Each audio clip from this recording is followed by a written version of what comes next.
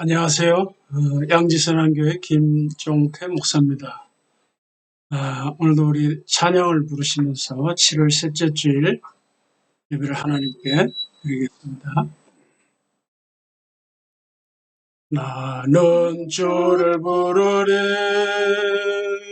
찬양 받으실 주님 날 건지리 원수들로부터 살아계신 반석이신 주 찬양 구원의 하나님을 높이세 살아계신 반석이신 주 찬양 구원의 하나님을 높이세 나는 주를 부르리 찬양 받으실 주님 날 건지리 원수들로부터 살아계신 반석이신 주 찬양 구원의 하나님을 높이세 살아계신 반석이신 주 찬양 구원의 하나님을 높이세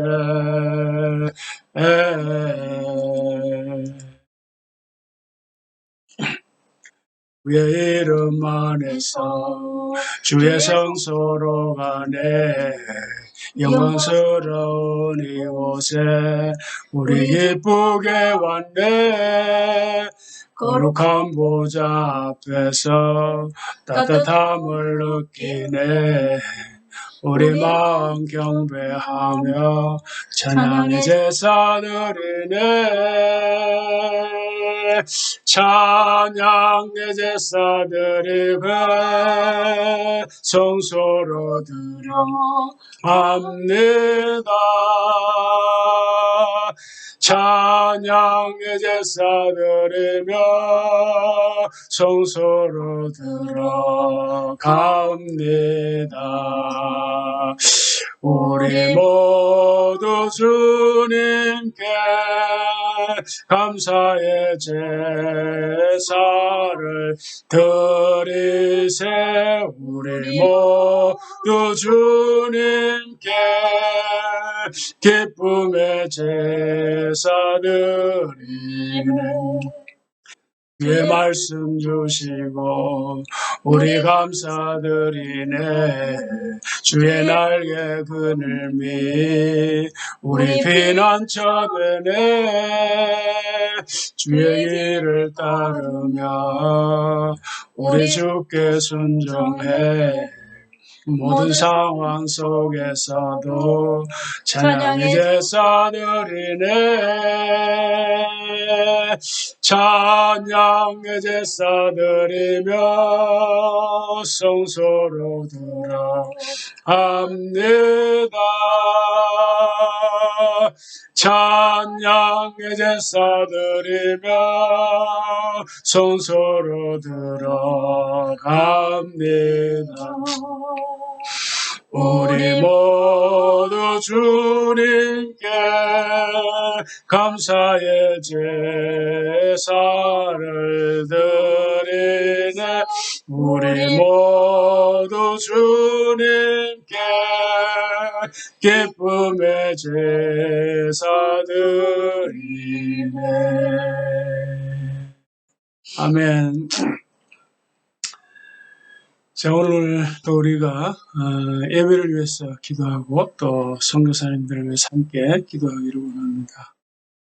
먼저 좀 소식을 말씀드릴 것은 여기 있는 이 네 분이 이제 우리 선한교회에서 섬겨드리는 선교사님들인데 저번에 이제 저희 가정교회 방문해서 찍었던 사진입니다. 여기 보면 이제 전학진, 왼쪽에 전학진 김기영 선교사님 부부입니다. 러시아 사역을 하시고 지금 이제 아마 준비되면 또 이제 러시아로 들어가신다고 합니다.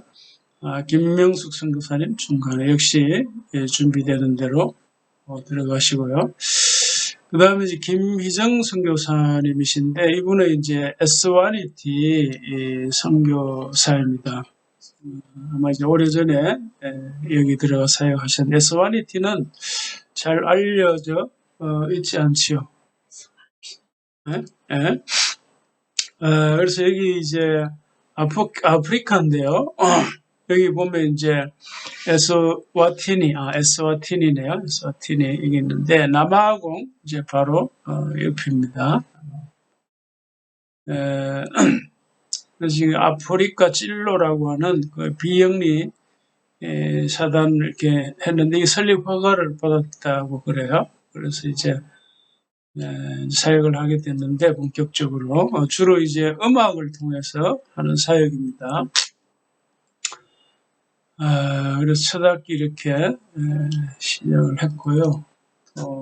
어린이 오케스트라 되는 사역으로 하시고, 소년은 오케스트라 합니다. 아프리카 유스 오케스트라 페스티벌 준비 중에 있고, 그래서 이 김희정 선교사님은 이제 피아니스트이신데 음악 선교사의 헌신을 하셨습니다. 그래서 이번에 7월 25일 에서 텐인가요? 예. 자, 여기로 간다고 합니다. 그래서 곧 들어가시니까 여러분 생각나신 대로 기도하시면 좋겠습니다. 자, 우리 합심에서 잠깐 1분 정도 이런 제목을 가지고 기도하도록 하겠습니다. 하나님 아버지, 감사합니다. 오늘도 우리가 함께 하나님 앞에 하심을 감사합니다. 하나님 아버지, 저희들이 오늘도 하나님을 하나님의 음성을 듣나 주님의 인도하심을 앉아서 하나님께서 온전히 역사하셔서 우리가 주신 역사가 주시옵소서. 우리가 힘없기를 강해지기를 하나님의 말씀 더 큰 확신을 알기를 우리의 삶의 말씀 분명하게 성비를 소개해드리다 성령 하나님 친히 이것이 역사하여 주시옵소서.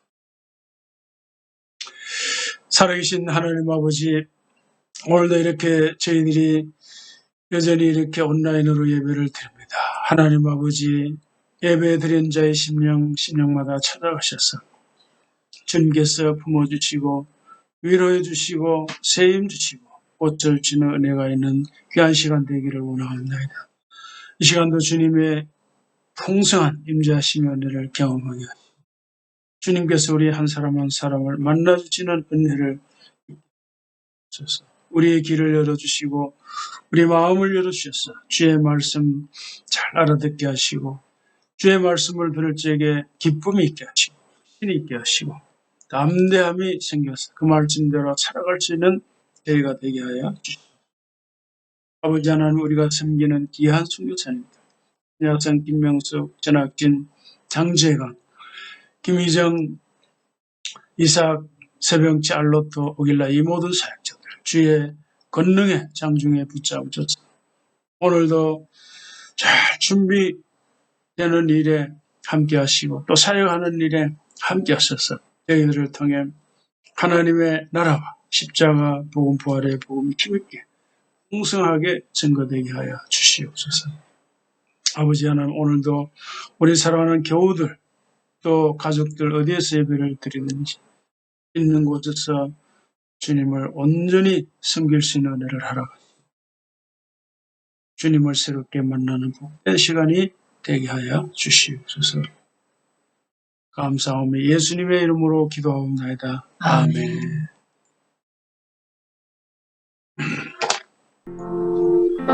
그하신 저 하나님 영광 받으소서. 주의 자녀 함께 모여 명가 찬송 드립니다. 전나사 천지 만물 창조하신 하나님 찬양하며 드려오니 우리에게 받으소서. 자비하소서. 전능하신 주 하나님 영광 받으소서. 죄악을 용서하신 그신 사랑하라. 장신령 구주사 예쁜 주신 하나님 감사하며 드리오니 은혜 받으소서. 은혜로 주신 주 하나님 영광 받으소서. 구름 기둥을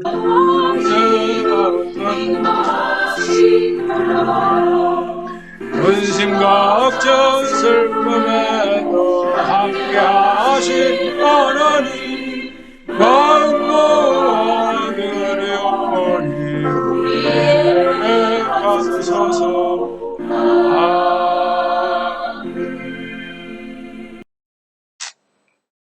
온 땅이여 여호와께 즐거운 찬송을 부를지어다. 기쁨으로 여호와를 섬기며 노래하면서 그의 앞에 나아갈지어다. 여호와가 우리 하나님이신 줄 너희는 알지어다. 그는 우리를 지으신 이요 우리는 그의 것이니 그의 백성이요 그의 기르시는 양이로다. 감사함으로 그의 문에 들어가며 찬송함으로 그의 궁전에 들어가서 그에게 감사하며 그의 이름을 송축할지어다. 아멘. 여호와는 선하시니 그의 인자하심이 영원하고 그의 성실하심이 대대이르로다. 아멘.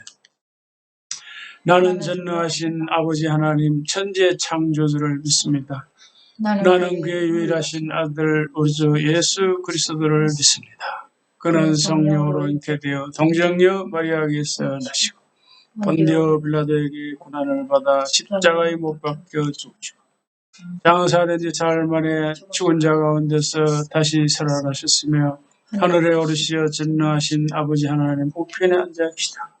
거기로부터 살아있는 자와 죽은 자를 심판하러 오십니다. 나는 성령을 믿으며 거룩한 공교회와 성도의 교제와 죄를 용서받는 것과 몸의 부활과 영생을 믿습니다. 아멘. 사랑의 주님, 무더위와 지루한 장마가 계속되고 있습니다. 끝이 보이지 않는 코로나와의 싸움도, 어려운 경제 상황 속에서의 서민의 고통도, 무질서한 정치 지도자들의 싸움도 이어지고 있습니다. 믿는 자들에게 어김없이 베풀어 주신 이 아침, 주님께 드려지는 예배의 축복에 한없는 감사를 드립니다.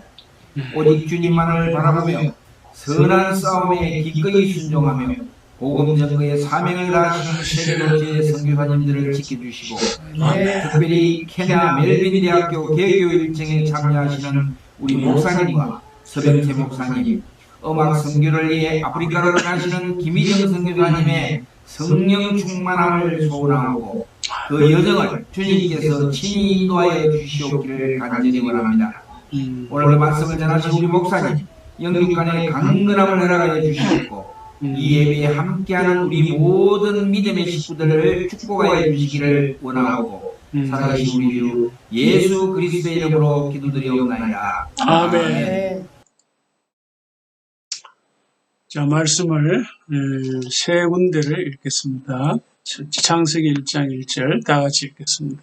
시작. 대초에 하나님이 천지를 창조하시니라. 이때부터 예수께서 비로소 전파하여 이르시되 회개하라 천국이 가까웠느니라 하시더라. 이것들을 증언하신 이가 이르시되 내가 진실로 속히 오리라 하시거늘. 아멘. 주 예수여 오시옵소서. 주 예수여 내가 모든 자들에게 있을지어다. 아멘. 자, 지난 주일에 말씀드린 대로 오늘부터는 이제 창세기에서부터 요한계시록까지, 다시 말해서 성경 첫 페이지에서부터 마지막 페이지까지 하나님 나라 이런 주제로 말씀을 전하려고 합니다. 제목을 같이 한번 읽겠습니다. 시작. 하나님 나라 관점에 있어서. 예. 자, 우리가 하나님 나라 관점에 성경 전체 흐름, 이걸 보기가 참 쉬운 일이 아니고 적은 일이 아니죠. 정말 대작업인데요. 자, 이 말하자면 이 성경의 이제 전체 흐름을 따라서 메시지를 확인해 가는 과정인데, 이제 가장 먼저 이제 기억하실 것은 성경은 대서사다. 이겁니다. 이 서사라고 하는 말은 이제 문학적인 용어라서 일반적으로 잘 쓰지 않죠. 그 쉽게 말하면 이제 이야기입니다. 이야기. 이야기인데 그냥 뭐 보통 이야기가 아니고 아주 큰 이야기, 웅장한 이야기입니다. 그래서 독일어는 에픽이라, 근데 에픽이요. 영어로는 이제 보통 이제 내레이션 뭐 이런 말을 씁니다. 내레티브 뭐 이런 말을 쓰는데 다 이제 이야기죠, 이야기. 근데 이제 우리말로는 이제 서사라 이렇게 하는데 여기 이제 한자 펼서 일사 어떤 일을 펼친다 이런 건데 이게 이런 표현들이 어쨌든 이 성경을 우리 계시라고 하는데 계시도 펼치는 거거든요. 좀 이렇게 잘 어울리는 것 같아요. 그러니까 성경 계시 신학 이렇게 감추어진 것을 펼치는 것이죠. 계시가. 물론 뭐 서사는 이미 뭐 일어난 것을 이제 펼치는 그런 이제 인간의 작업이지만은 자 하여간 이제 펼친다. 그래 사전에 이제 한번 사전에 찾아보니까 자 이렇게 되어 있습니다. 여기 보면 이제 서사란 일이 나오잖아요. 서사란 사건이 진행되는 과정이나 인물의 행동이 변화되어 가는 과정을 시간의 흐름에 따라 차례로 이야기하는 서술 방법이다. 자, 이제 문학 활동. 그 이야기는 동화 영화에서 본 것, 내가 직접 뭐 겪은 일, 역사적으로 있었던 일일 수 있다. 이제 이게 마지막 이 부분이죠. 자, 성경에 역사적으로 있었던 일이죠. 자, 그래서 이제 이 세 가지 중요한 요소가 첫째는 배경. 그러니까 배경은 시간과 공간. 그러니까 모든 이야기에는 시작과 끝이 있다. 그렇죠. 성경이 시작과 끝이 있는 거죠. 그죠? 창세기, 그리고 요한계시록. 시작 끝.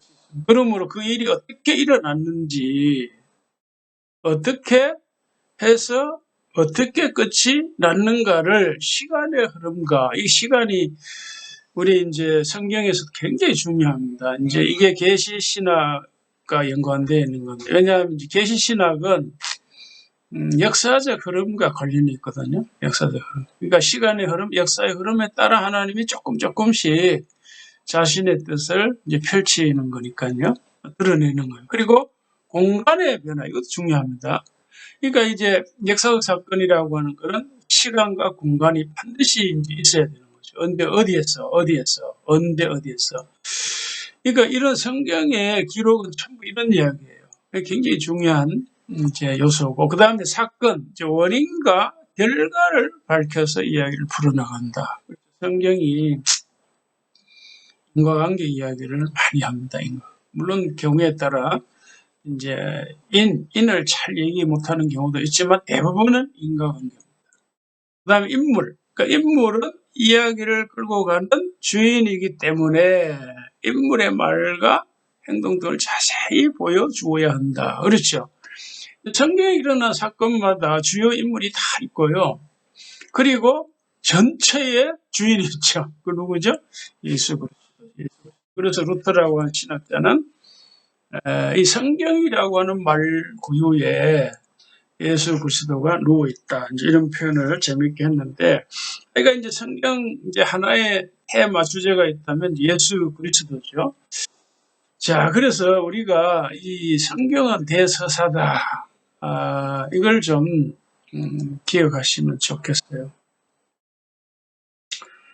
근데 특히 이제 여기 인과관계, 이제 이걸 좀 생각해 볼 수 있는데, 근데 뭐 성경은 딱 인과관계에 매이는 건 아니에요. 대표적인 이제 성경이 이제 욥기서인데, 욥기서에 보면 욥이 괜히 엄청난 그 재난, 고난 정도가 아니라 재난을 당하잖아요. 뭐 갑자기 뭐 가족이 다 죽고 뭐 재산을 다 잃고 병까지 없고 뭐 엄청난 재난. 그래서 물론 이제 아주 본질적인 의미에서는 이제 뭐 욥도 죄인이죠. 우리도 다 죄인이고 그러나 그런 엄청난 고난과 재난을 받을 만큼 죄를 지은 사람은 아니에요. 그래서 이제 욥은 성경이 증거하듯이 의인입니다. 대단한 의인인데 그런데도 불구하고 왜 그런 고난을 당했느냐 할 적에 친구들은 너 죄를 지었기 때문에 그런 벌을 받는 거다. 그 하는 그 사고방식은 인과응보죠. 인과관계입니다. 그러니까 그때까지는 그 세계사가 세상을 볼 적에 사람들이 전부 인과관계로 봤어요. 그러나 그 성경에서는 적어도 성경에서는 욥 이후에는 인과관계로만 보지 않습니다. 그러니까 세상에 일어나는 모든 사건은 원인을 우리가 잘 모를 수도 있다는 거예요. 이거 참 이해할 수 없는 거예요. 이렇게 은혜라고 하는 걸 거기에 들어올 수 있는 건데 어쨌든 욥이라는 인물은 아브라함 시대나 혹은 그 이전의 인물로 학자들이 보거든요. 그러니까 성경이 굉장히 앞서서 시대의 사상을 초월합니다. 그러니까 아직도 인과응보에 이제 매여 있는 사람이 많은데 우리 믿는 사람들은 적어도 성경을 알면 인과응보, 인과관계 여기에서는 이제 벗어나야 되겠죠. 하여간 성경은 그 아주 대서사, 그랜드 스토리 오브 더 킹덤 오브 갓. 그러니까 거대하고 웅장한 하나님 나라 이야기를 말하고 있습니다. 앞으로 정말 장도에 우리가 같이 올랐는데 몇 개월을 계속할지 저는 알 수가 없습니다. 이제 아시는 대로 저는 내년에 70정년 은퇴인데 어쩌면 마지막 거대한 작업을 지금 시작했는지도 모르겠습니다. 자, 그래서 이제 이 흐름을 여러분 기억하시고 기대하시면서 기도하시면서 기대하시면서 앞으로 전개되는 하나님 나라 관점에 대해서 이야기를 주목해 주시고 은혜 받으시면 좋겠습니다. 자, 그래서 성경을 대서사로 볼 적에 맨 처음에 우리가 다루어야 할 주제가 이겁니다. 성경의 다양성과 통일성. 예. 자, 왜 이런 주제를 다루어야 하는가 하면 성경 전체 주제가 하나님 나라라고 하니까 자연히 이제 이런 주제를 다루어야 하는데 이제 무슨 얘기인가 하면은 성경은 지금 우리가 한 권으로 가지고 있지만 처음부터 한 권으로 된 건 아니죠. 그죠? 그래서 이제 구약은 39권, 신약은 27권이고 그리고 저자가 이제 대략 이제 40명이 되거든요. 40명. 성경 66권 그 40여 명의 저자들이 기록한 기간을 다 합하면 약 1500년이 됩니다. 물론 이거는 이제 보수적인 입장인데 보수적인 입장이 아니라 하더라도 이제 욥이라고는 인물을 생각하면 오래된 거고 기록은 뭐 1500년보다 적더라도 하여간 언급되는 인물을 기준으로 하면 이제 1500년은 좁게 되는 거죠. 자, 그런데 이제 여기에서 우리가 생각할 수 있는 게 뭘까요? 이 40여 명의 저자들이 전부 같은 시대에 살았던 게 아니잖아요. 같은 장소에 살았던 것도 아니에요. 그러니까 이들이 어떻게 뭐 의견을 이렇게 통일할 수가 없잖아요. 전혀 아니죠. 그런데 어떻게 성경 66권이 다양성은 있어요. 있지만 어떻게 동시에 또 통일성을 이루는가? 다양성과 통일성. 이게 이제 신기한 거죠. 신기한 거예요. 그래서 40여 명의 저자들이 각자 다른 시대, 다른 장소에서 살았어요. 다른 시대. 자, 그러니까 이게 이제 네모는 이제 그 다른 장소로 내가 표시를 했는데, 이게 동그라미는 이제 저자들로 이렇게 이제 표시를 해요. 그러니까 40여 명의 저자들이 1500년의 기간 동안에 각자 다른 시대, 다른 장소에서 살았기 때문에 장어 교류가 있을 수 없죠. 이거는 불가능한 이야기죠. 그런데 가령 이제 예를 들어서 뭐 물론 학계에서 가랴 뭐 이런 사람들은 거의 동시대에 살았어요. 그렇지만 대부분 다른 시대, 다른 장소에서 살았습니다. 그리고 각자 기록한 하나님의 말씀 바이블이 이제 처음에는 이제 우리가 지금 가지고 있는 한 권의 책이 아니었잖아요. 아까도 말씀드렸지만. 그러니까 성경 66권이 전부 나뉘어져 있었어요. 그러니까 각각 이제 따로 이렇게 보관이 되어 있었는데, 그런데 이거 어떻게 이제 하나로 모아졌느냐. 그러니까 처음에는 이제 두루마리 성경이라고 이제 그런 게 있었거든요. 두루마리. 그리고 양피지, 뭐 여기 이제 기록됐는데, 어떻게 이게 하나로 이제, 그리고 이런 각각의 성경들이 잘 보관이 되고 어떻게 하나로 합해졌는가. 우선 이 기억할 것은 이제 하나님 말씀이 어쨌든 여러 세대를 걸쳐서 그 바톤을 이어받듯이 전달되어져 왔다는 거잖아요.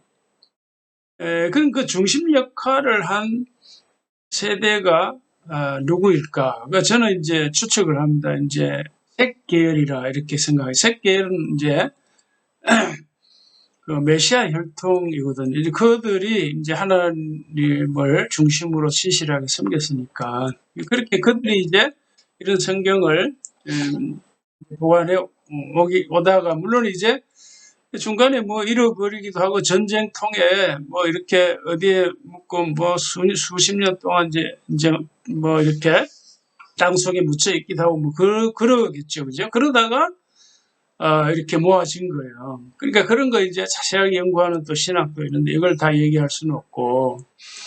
자, 그래서 어쨌든 그러니까 아마 이제 셋개를 중심으로 하나님의 말씀이 이제 보관되고 전승되고 이렇게 오다가 이제 결국 이제 66권의 책이 다 이제 발견이 되고 이제 한 권의 책으로 모아졌는데 그럼 언제 어떻게 모아졌는가 이런 것도 이제 아주 이제 다 이제 재미있는 이야기인데 이런 이야기를 여기서 이제 다 얘기할 수 대강 이제 얘기를 하면 이제 뭐 이제 이렇습니다. 그래서 욥기라고 하는 인물은 말씀드린 대로 아마 아브라함 시대나 그 이전에 살았던 인물로 이제 보고 있습니다. 물론 기록 자체는 언제 기록되느냐 이거는 좀 이제 학자들에 따라서 다르지만은 자 그래서 이제 모세의 저작이 대강 이제 한 1500년 이제 이렇게 이제 보는 거죠. 그리고 이제 그 다음 이제 후계자가 여호수아잖아요. 이렇게 물론 여호수아서도 모세가 기록을 했지만, 근데 여호수아 내용을 죽은 사람이 어떻게 기록했느냐, 뭐 이렇게 할 수도 있잖아요. 그러나 이제 이미 이제 기록된 걸 이제 뭐 이렇게 구전으로 내려오는 것을 기록했다, 뭐 이렇게도 할 수 있겠죠. 그러니까 뭐 이런 식으로 대강 여러분 한번 이해를 하시면 되겠어요. 이렇게 이제 기록이 되고 또 이런 식으로 성경이 이제 기록이 됐습니다.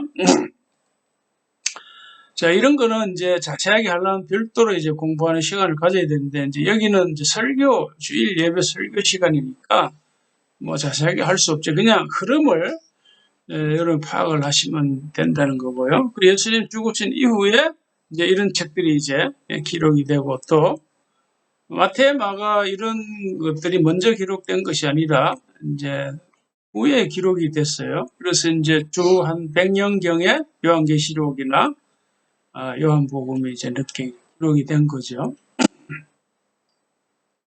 자, 그러니까 이제 주전 이제 14세기 그리고 주후 한 100년 그러니까 약 한 1500년 기간이 되는 거죠. 자, 그래서 이런 이제 그 성경이 기록된 전체 흐름, 뭐 어떻게 보존되었는가, 어떻게 모아졌는가 이렇게 이제 대강 볼 수가 있는데 초대 교회로 넘어오면 예수님 시대 이후 제자들이죠. 그리고 초대 교회 이런 식으로 또 이렇게 하나님의 말씀이 이제 전승되어져 왔겠죠.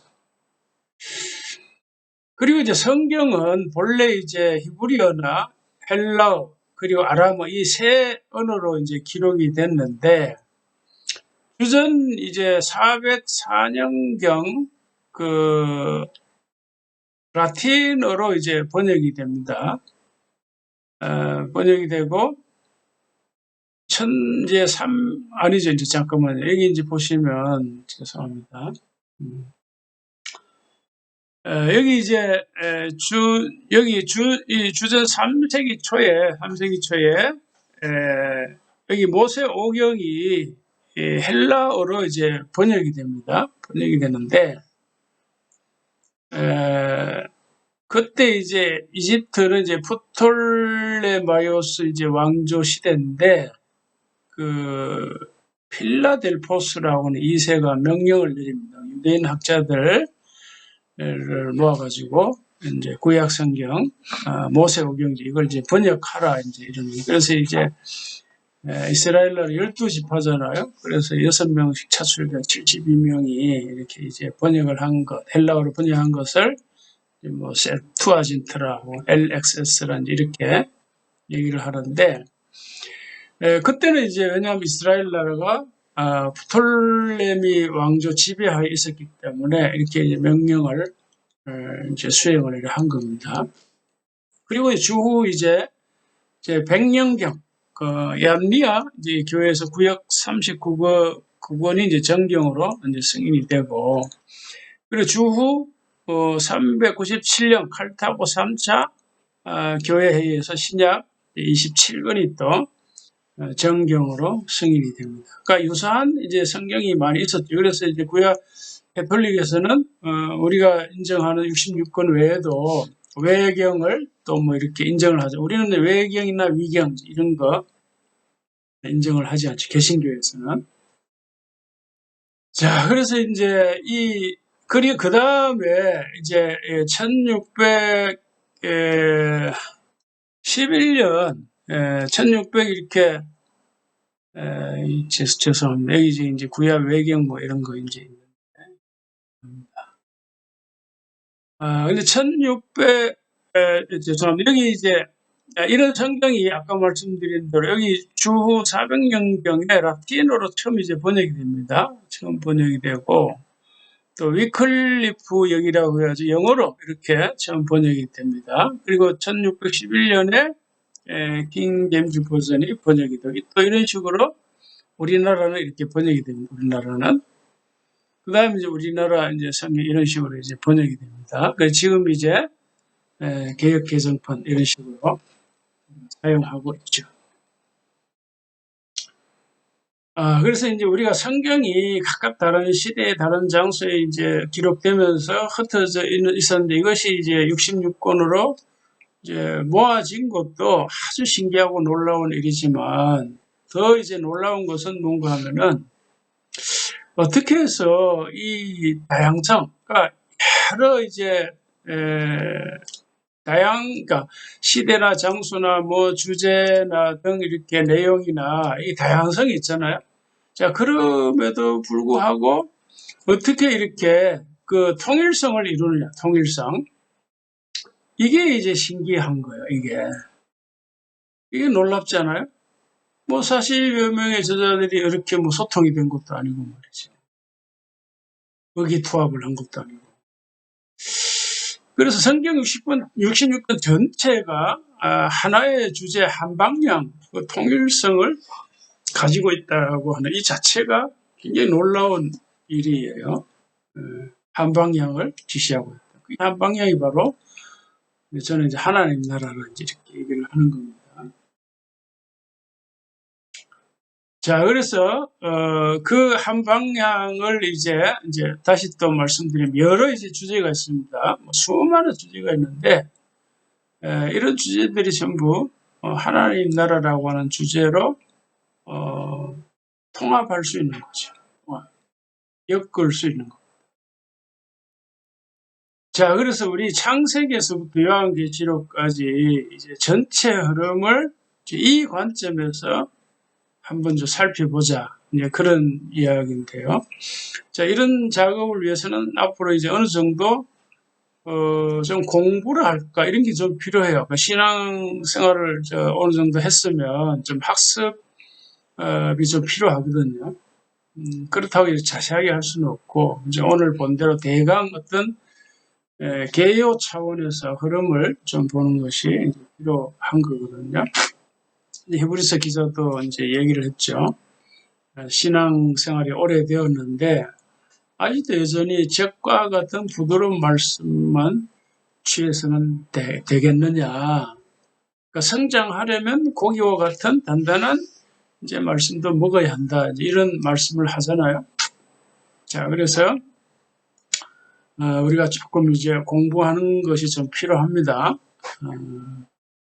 그러나 뭐 자세하게 할 수는 없고 그러면서도 이제 설교 시간이니까 부드럽게 하나님 나라와 관련된 메시지를 확인해 드리려고 합니다. 자, 그래서 이제 성경이 다양성 중에서도 통일성을 유지하는 근본적인 이유가 뭘까 할 적에 결국은 이제 이거예요. 같이 한번 읽겠습니다. 모든 성경은 하나님의 감동으로 된 것으로 교훈과 책망과 발의가 머리에 교육하게 유익하니 하나님의 감동으로 했다는 거죠. 그 다음에 예언은 언제든지 사람의 뜻으로 낸 것이 아니오 오직 성령의 감동하심을 받은 사람들이 하나님께 받아 말한 것이라. 성령의 감동, 하나님의 감동. 이게 근본적인 이유죠, 근거죠. 성경이 다양성 중에서도 통일성을 이루는 이유는 근거가. 그래서 우리가 자 이걸 우리가 기억을 해야 되겠습니다. 이걸요. 예. 자 그래서 오늘 이제 세 가지 이제 본문을 봤는데 그러면 우리가 이제 어떻게 해서 이 성경이 하나님 나라라고 하는 주제로 성경 전체를 볼 수 있을까? 하나님 나라는 주제가 어떻게 대표적인 주제가 될 수 있을까? 그러니까 쉽게 파악할 수 있는 것이 하나 있는데 구체적으로 보면 이게 이제 이 구절이에요. 그러니까 예수님이 이 땅에 오셔서 맨 처음 선포하신 메시지 선언이 이거예요. 같이 읽겠습니다. 이때부터 예수께서 비로소 전파에 이르시되 회개하라 천국이 가까웠느니라. 이 천국이 하나님 나라거든요. 하나님 나라. 그러니까 예수님 3년 동안 공생애에서 반복해서 언급하신 주제. 그리고 이 주제를 중심으로 사역을 하시고 가르치셨어요. 같이 읽겠습니다.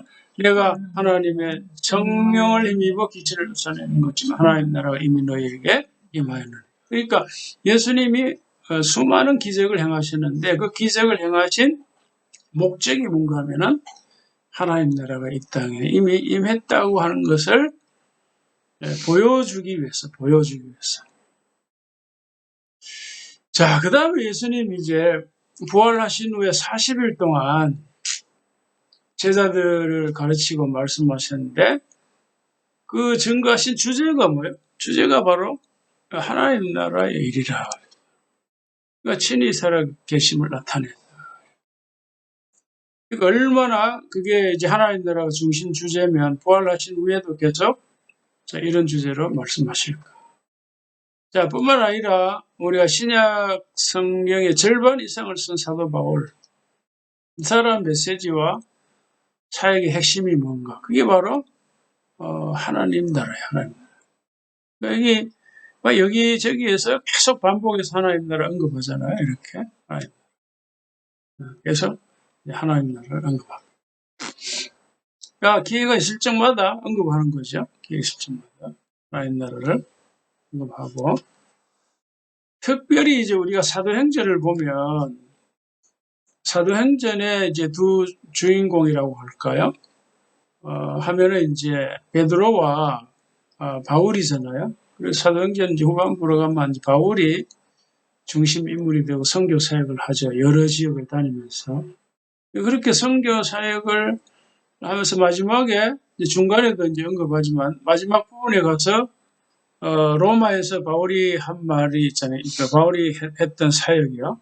그러니까 뭐야 하나님 나라를 증언했다. 그래서 아침부터 저녁까지 하나님 나라를 증언. 이게 주제를 말하거든요. 전체적으로 자세하게는 뭐 율법을 얘기하고 선지자의 말을 얘기하고 하지만 전체 주제는 하나님 나라라는 이런 얘기고, 그리고 또 이제 온 이태를 셋집에 머물면서 했던 전했던 말씀의 주제가 역시 하나님 나라였다. 이 정도만 봐도 성경 전체 주제가 하나님 나라구나 하는 걸 우리가 쉽게 확인을 할 수 있죠.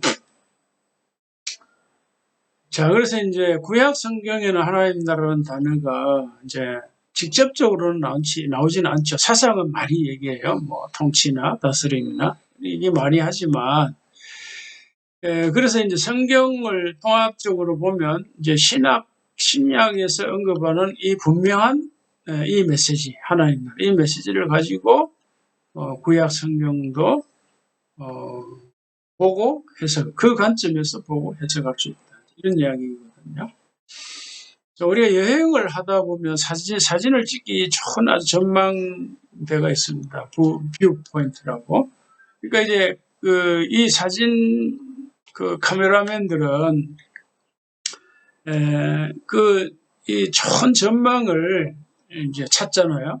그러니까 좋은 경관을 담을 수 있는 전망. 그러니까 어떤 관점에서 사진을 찍느냐에 따라서 완전히 달라지죠. 우리가 성경을 보고 해석할 때도 마찬가지입니다.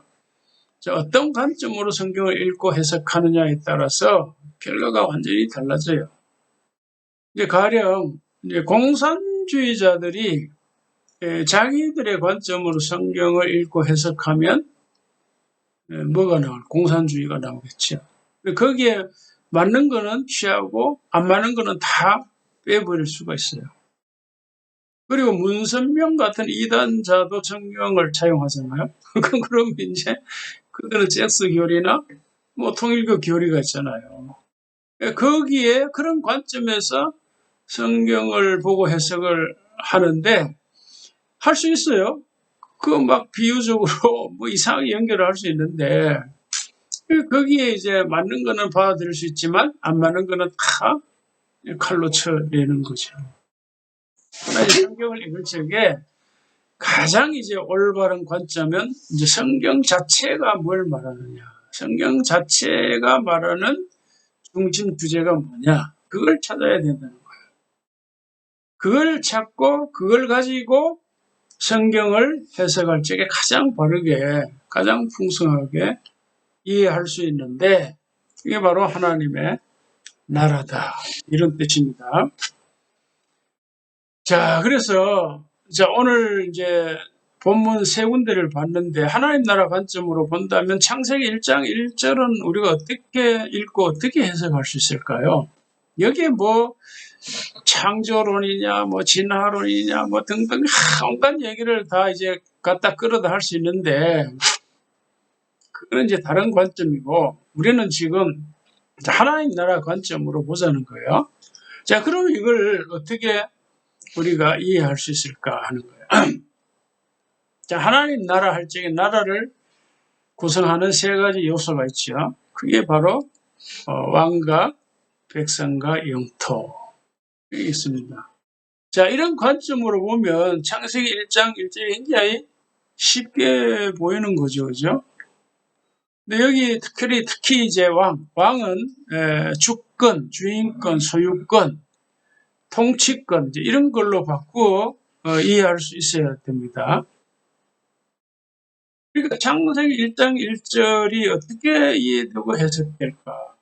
어떻게 될까? 이 관점으로 보면 하나님이 천지를 창조하셨다 그랬잖아요. 창조. 그러니까 창조를 우리 인간의 언어로 말하면 뭐예요? 그냥 만드는 거죠. 만들어. 그러니까 누구에게 소유권이 있는 거죠? 만든 사람에게 있는 거야.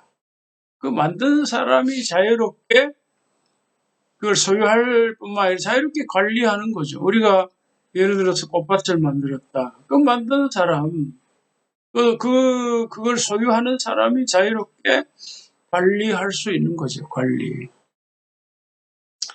그러니까 집 주인이 집을 자유롭게 이렇게 저렇게 디자인을 하고 인테리어하고 뭐 배치할 수 있는 거잖아요. 그게 이제 통치권, 소유권, 주권 뭐 이런 거거든요.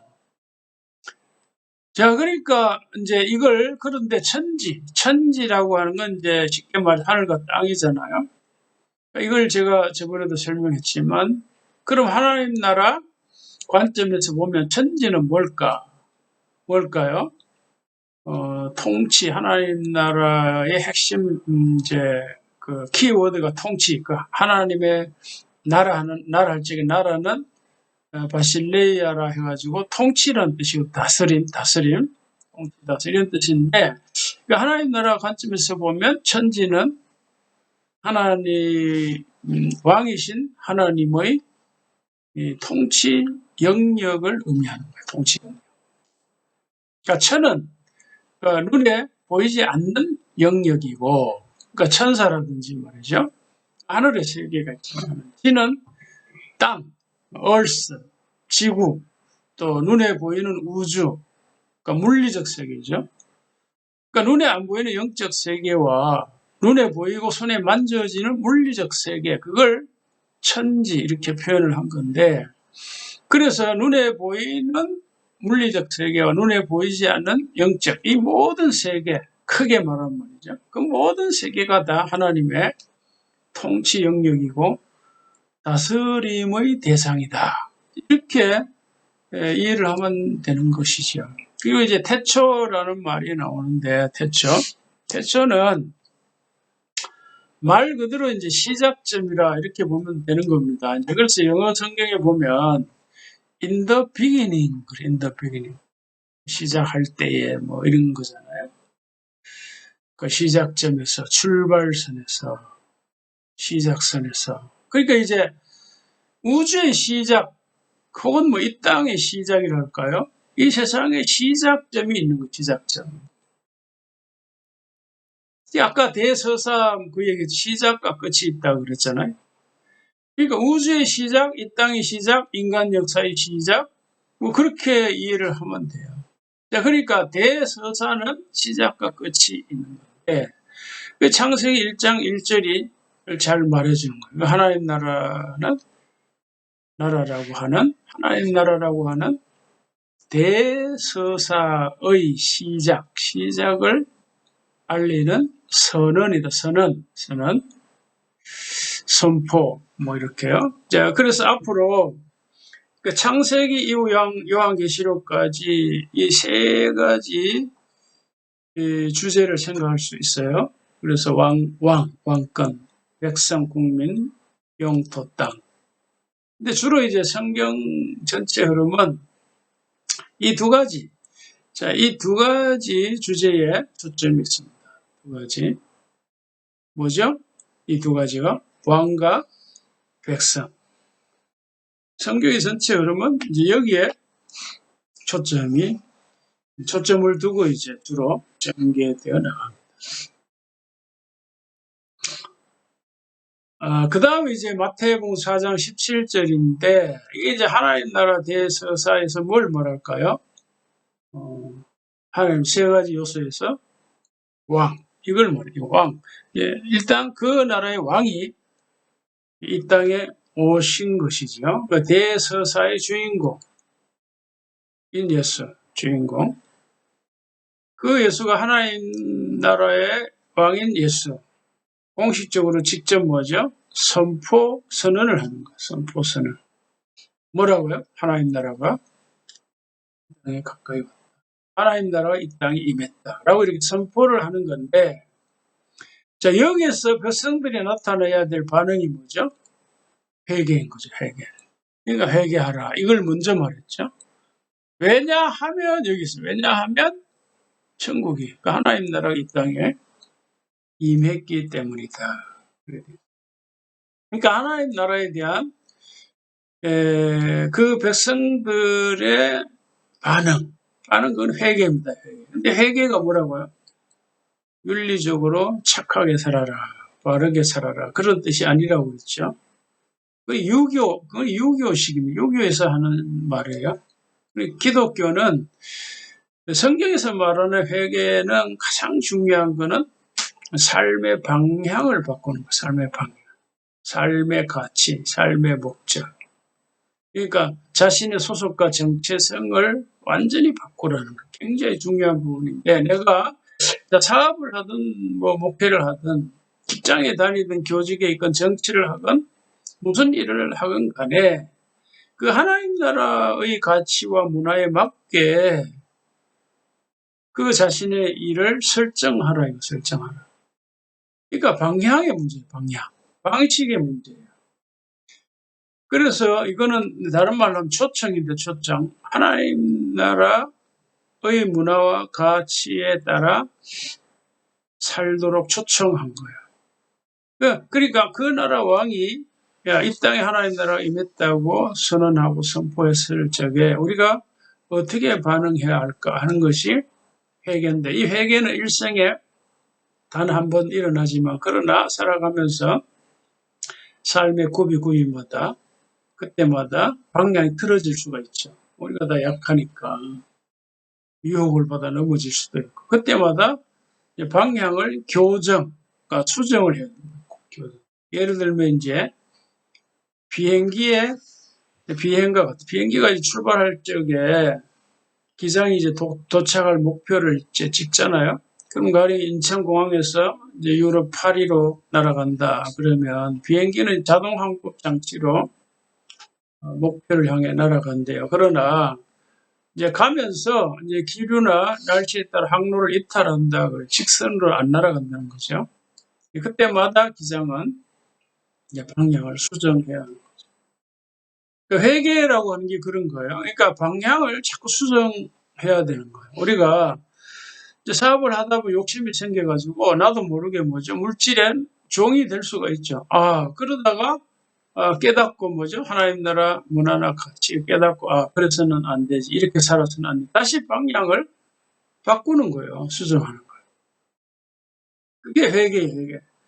그게 이제 컴패션이라고도 할 수 있어요. 그러니까 처음에 우리가 예수 믿을 적에 돌아선 마음을 돌이키고 삶의 방향을 바꾸는 건 회개고, 그렇게 회개해서 이제 뭔가 목적을 향해 나아가요. 바른 방향을 해서 나아가다가 또 넘어질 수 있죠.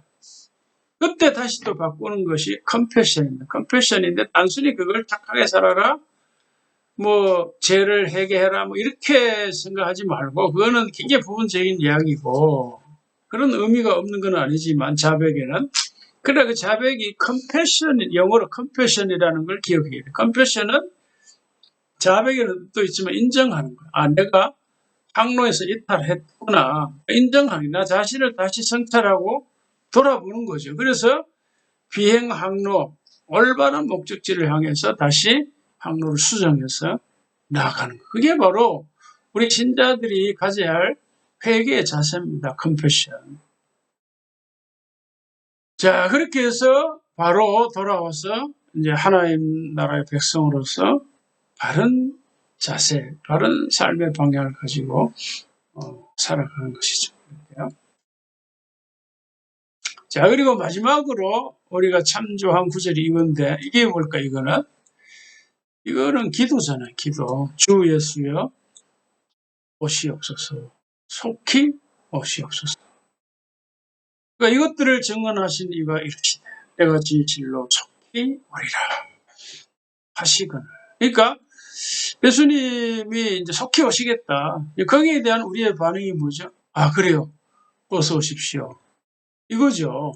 이게 기도의 핵심 내용이에요. 누구죠? 하나님 나라 왕이죠. 그러니까 그 백성들의 간절한 기도 핵심이 뭐가 되어야 한다고요? 왕의 강림입니다. 강림. 근데 여기에 언급된 기도는 언제를 언급하는 거죠? 바로 세상 종말이 종말. 그러니까 이 역사에 막이 내려지는, 인간 역사에 막이 내려지는 마지막 시점, 종말. 그때를 배경으로 언급되는 선언과 이제 기도인데, 그런데 우리가 이걸 이제 그렇게만 볼 게 아니에요. 물론 이제 이 기도 자체는 그런 기도지만은, 그러나 성경은요, 그때 이 세상 마지막에 왕이 이 땅에 오십시오라는 그런 기도만이 아니라 우리가 일상에서 언제든지 왕의 강림, 왕의 임재를 위해서 기도해야 되는 거죠. 자, 그래서 여기 바로 이제 오늘 그 여기 요한계시록 22장 이 기도라고 가정을 하면 이 세상 마지막이죠. 자, 근데 지금 우리가 살고 있는 시점은 현재 이제 여기입니다. 여기. 그러니까 여기, 그러니까 지금 여기에서 바로 여기에서 우리가 무슨 기도를 해야 돼? 이런 기도를 해야죠. 이런 기도, 그죠? 무슨 말인가 하면 그 나라의 왕이 신주님께서 나를 다스려 주시옵소서. 실제로 우리가 처음으로 예수를 나의 구주로 영접할 구주로만 영접한 게 아니잖아요. 나의 왕, 주님이 나의 왕 되심을 고백한 거잖아요. 그런데 그 가르침을 예수님이 하셨어요. 언제? 그게 바로 주기도문이에요. 주기도문. 자, 같이 한번 읽겠습니다. 시작. 그러므로 이렇게 기도하라. 하늘에 계신 우리 아버지여, 이름이 거룩히 여김을 받으시오며 나라가 임하시오며 뜻이 하늘에서 이루어진 것 같이 땅에서도 이루어지이다. 예, 여기 보면 나라가 임하시오며 이게 바로 그거예요. 나라가 뭐라고요? 바실레이아, 통치. 그러니까 그냥 우리말은 그냥 이제 나라지만은 원어에는 다이 킹덤, 그러니까 당신의 나라, 당신의 다스림, 당신의 통치가 오늘도 나에게 이루어지기를 원한다. 어떻게? 뜻, 그 하나님의 뜻대로 하늘에서 이루어진 것. 이 정돈을 하면 이런 겁니다. 저번에 이거 말씀드렸는데, 그러니까 예수님 가르침 중에서 가장 중요한 부분 중에 하나가 산상수훈이죠. 마태복음 5장, 6장, 7장인데, 이제 이 산상수훈의 구조가 이제 이렇게 되어 있습니다. 그러니까 중심 부분에 주기도문이 있는 거예요. 이렇게.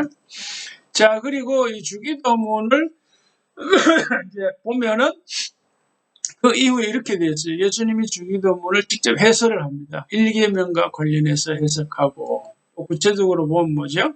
의식주와 관련해서 해석을 하고, 또 너희는 먼저 그의 나라와 그의 의를 구하라. 이게 핵심이죠. 이렇게 해석을 합니다. 그러니까 이런 것들이 우리의 가치, 비전, 소명과 관련되어 있는 거죠. 경제활동과 관련되어 있습니다. 이거 옛날에 제가 다 설계한 건데 여러분 유튜브에서 찾아보면 있습니다. 참조하시기. 자, 그래서 구체적으로 보면 주기도문 이제 이런 식으로 되어 있는 거죠. 자, 그래서 이게 이제 그 주기도문이 핵심은 뭔가 하면은 바로 이거예요. 이거 하나님 나라, 그의 나라와 그의 의를 구하는 거예요. 그의 나라, 그의 의를요. 그래서 이거는 일상에서 우리가 살아갈 적에 주된 활동이 경제 활동이거든요. 그리고 우리 일상과 직접 관련된 되어서 예수님이 주기도문을 말씀했고 주기도문의 핵심 내용은 뭐죠? 하나님 나라예요. 그러니까 지금 여기에서 내 삶에서 하나님 나라가 이루어지도록 하나님의 다스림, 하나님 통치가 이루어지도록 그렇게 예수님이 우리에게 가르쳐 주신 건데 저는 이제 이런 일을 하지연 633이라고 하는 주제로 이제 앞으로 온라인과 오프라인에서 하겠다. 그러니까 퇴직 이후에도 이렇게 좀 더 이제 말하자면 이제 정년퇴임 이전에는 이제 교회를 중심으로서만 한다면 퇴임 이후에는 교회만이 아니라 밖에서도 자유롭게 하겠다. 이제 이런 뜻이 담겨 있습니다. 핵심 메시지는 같은 거고요. 자, 그래서 이제 오늘 말씀을 이제 마무리하면 자, 하나님 나라 관점에 대해서사 자, 이런 주제로 이제 제 본문을 봤잖아요. 새 본문을 봤는데 이거 비유를 하자면 이거는 이제 징검다리 본문이라 이렇게 할 수 있어요. 징검다리.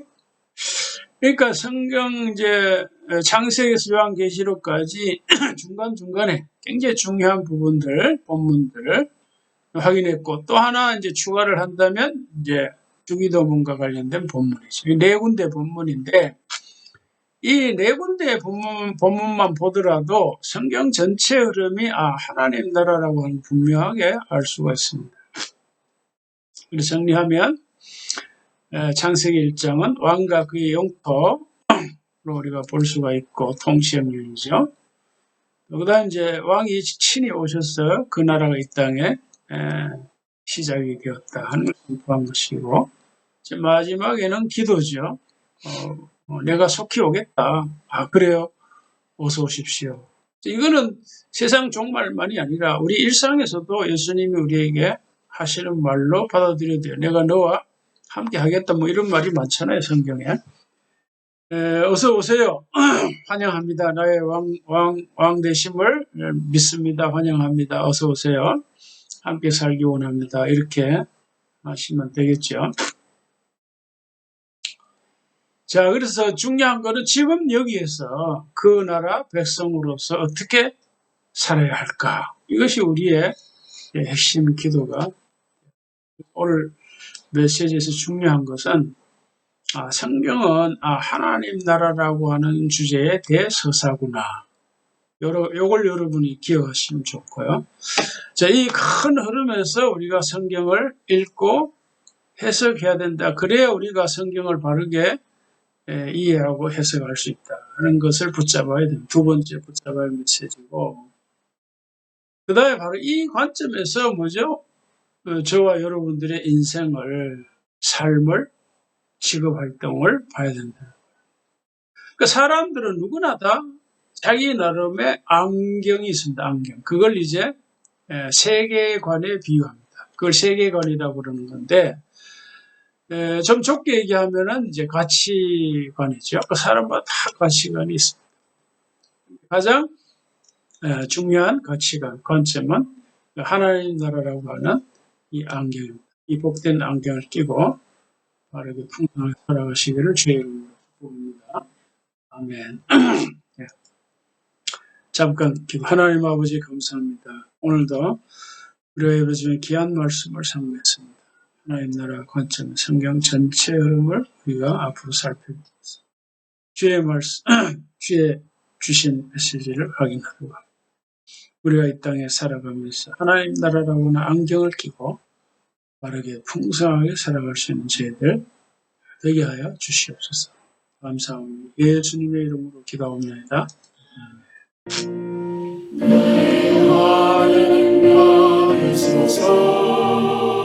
주께 드리는 이 예물을 소용며 감사로 주께 드리네. 아멘.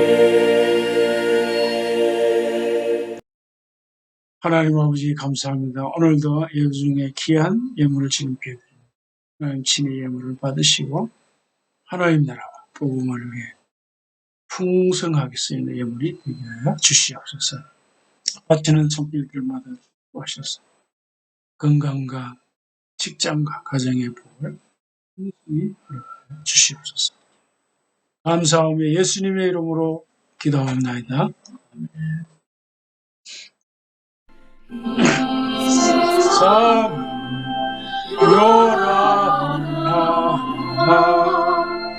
내 마음은 늘어도 구주의 뜻 주문을 하니 참 예쁜 내 것일세.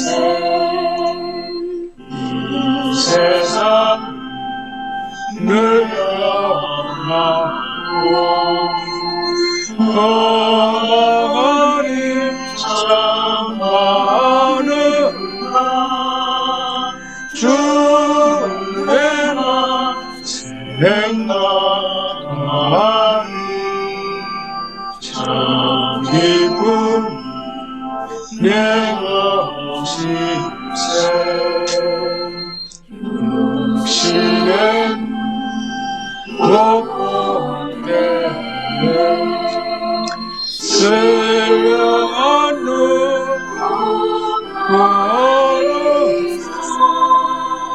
천천히 오게 하니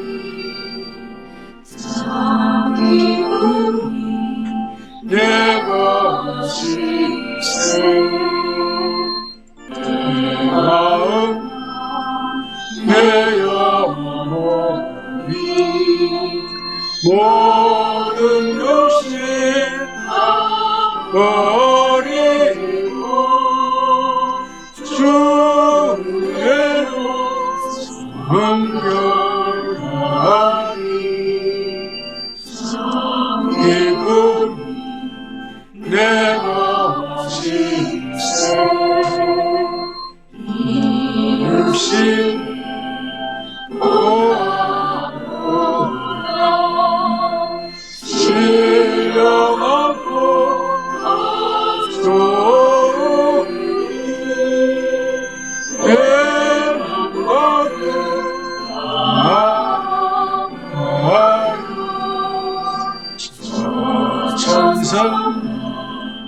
아멘.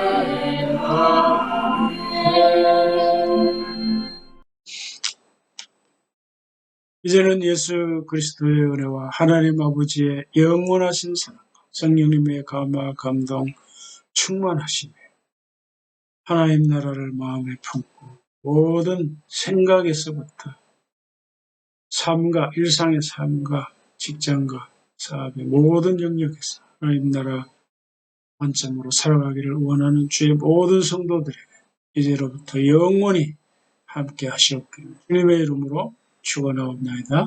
아멘.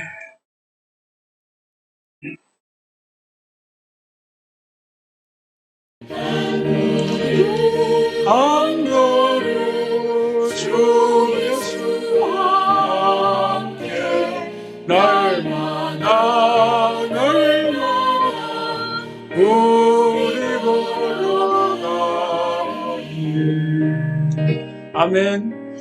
자, 오늘 예배를 마쳤습니다. 오늘도 주 안에서 평안히 쉬시는 날이 되기를 주님의 이름으로 축복합니다. 감사합니다.